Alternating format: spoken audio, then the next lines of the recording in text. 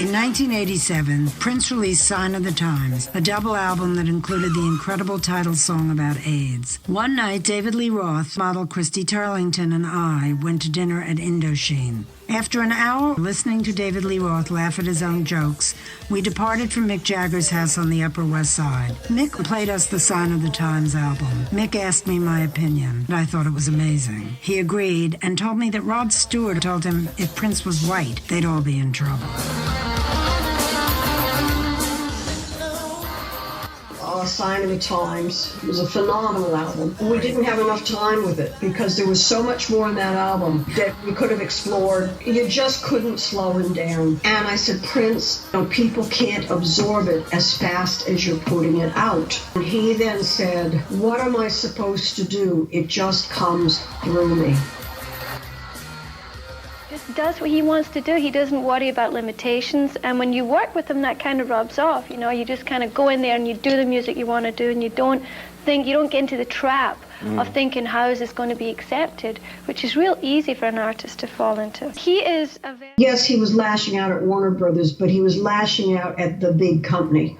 The most famous example is the Black Album. The Black Album was never conceived of as an album. So we stopped what we were doing in the Sign of the Times record and just did a bunch of fun stuff. Sheila E. had a birthday coming up in December. He wanted to throw her a party, so he rented out one of the big clubs in Los Angeles. I think it was Flaming Colossus, or it might have been Vertigo, a private party, so we can toast Sheila. We did some of it at Sunset Sound. Other pieces like Le Grind and Cindy C. Were done at the home studio. And it was only me, Prince, and Sheila E. at the time. And then we did Le Grind. Le Grind is just, let me think of something that might be, fun to dance to. And then we did Cindy C. Prince asked me to check the mic. It was Cindy C. He said, say something, check the mic. So I started rapping, Music is the Key. Steve Silk Hurley, he actually wrote the rap. I had no idea he was recording me. He put the song on a Black Album. I told him, I said, I didn't write that rap. We had to get clearance on that. Cindy C is about Cindy Crawford, and she was an important model at that time. So this is a young man writing about a pretty girl. We did Bob George, Why Don't You Just Leave Us Alone? It's all about the party. Nelson George always gave Prince bad reviews and talked, excuse my language, about him.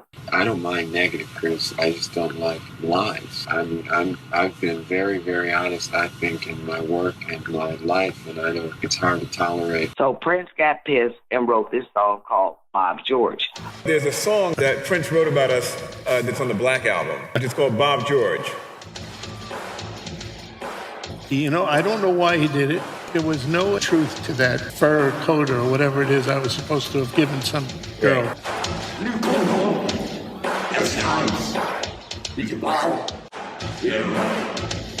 You see that ritual. Ball. What's he do for a living? Man, it's Prince. Ain't that a bitch? That skinny mother with the high voice. Let me tell you, I was so serious. There was a part of him, a playful part of him. He loved embarrassing me. He called me the skinny the high-pitched voice. He said Bob George managed the skinny But I think it goes back to Purple Rain. So the Purple Rain tour starts in Detroit. I was at the show. It's the only bad review I ever gave of Prince. He dogged Prince. He basically did the movie. And I kind of critiqued that, and I don't think he liked it too much. Prince could not stand him. Were you who he was writing about? Yeah. Yes, that's about Nelson George. Remember Prince said, I don't talk about you. I don't talk about you. Why can't we just have fun? Why can't we party? Yeah, it was about Nelson George. Come on, y'all. Oh, that's great. Yeah. Well, better you than me. Hello, this is George. This is Camille. How come we can't have a party? How come we can't dance? It's about the party.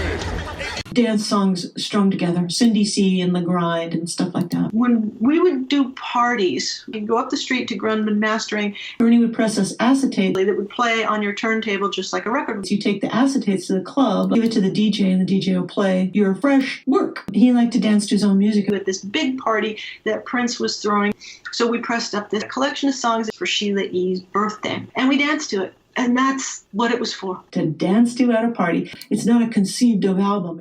We were staying at the Chanhassen Inn. I was laying down full makeup because Prince will call you in the middle of the night. He called me, said, I need you to come down to the studio. And he said, I want you to hear this song. The song was When Two Are in Love. Wow, what a beautiful song. He was trying to get closer to God. The Black Album he thought was really dark, not heavenly. He wanted to say to the press, I'm still funky. I'm going to release this Black Album. And then he changed his mind. Imagine that you have painted a painting. You can't get it out there because you already have too much other stuff out there. I think the record companies have to respect the art first and let that be the genesis of all decisions made. You're forced to put it in a closet. Working on Sign of the Times. You're in a photo shoot for 2 hours. You have to continue hold this heart and take the pictures over and over again. It was so heavy I was shaking. Prince's dad called me up. Cat, please tell me that's you on the cover. I said, Mr. Johnson, that's me. He said, thank God, because I thought my son lost his mind this time. I won't say the name, but someone said, they put her on the cover. We're rehearsing and possibly going on tour, not having it happen. Prince denied me going on the tour.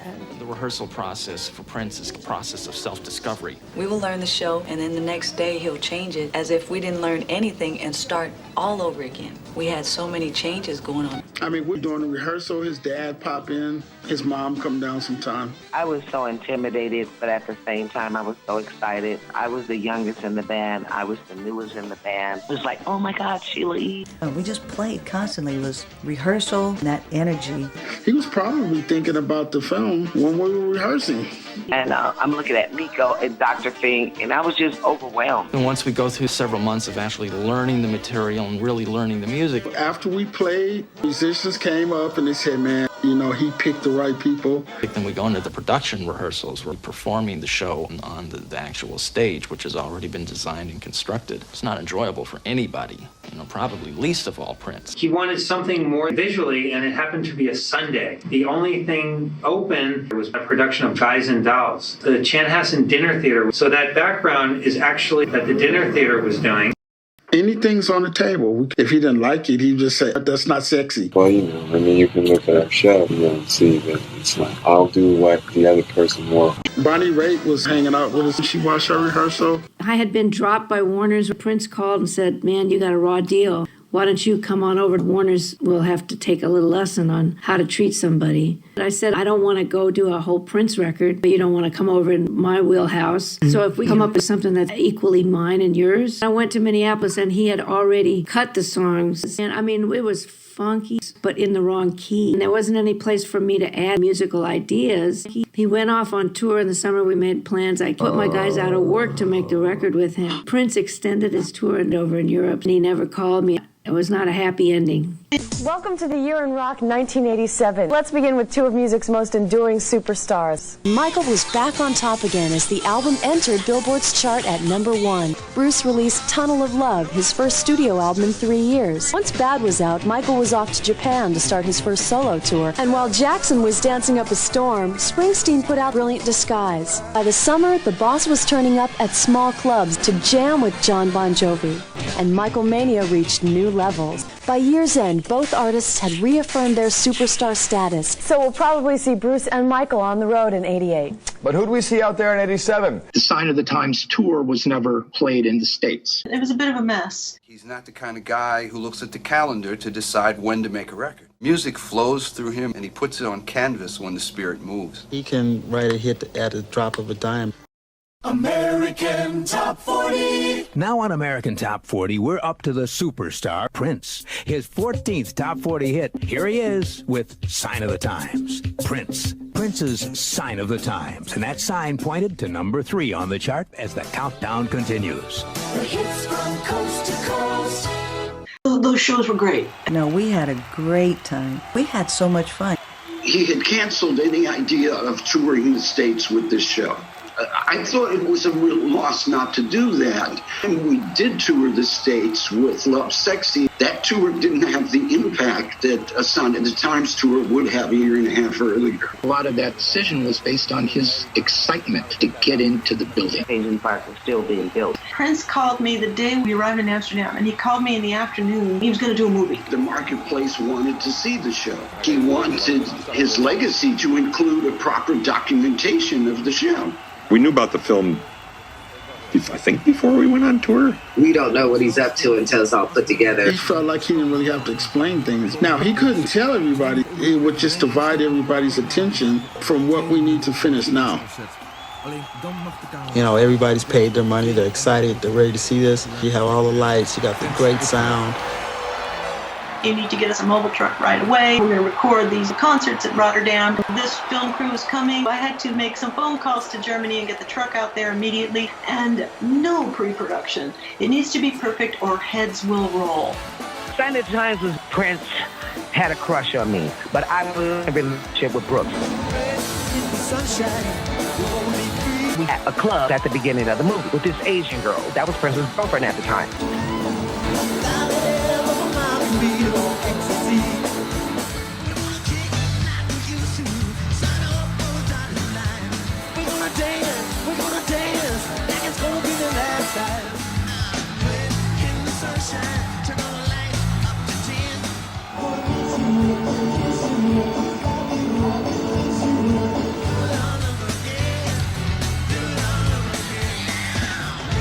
The bed scenes, the heart. Now look when he jumps on the heart, how short he is. I'm standing up. My body starts sliding up where his was sliding down. I told Prince, this thing has got my hair stuck in the heart. And that's why I put my leg around him to keep my grip.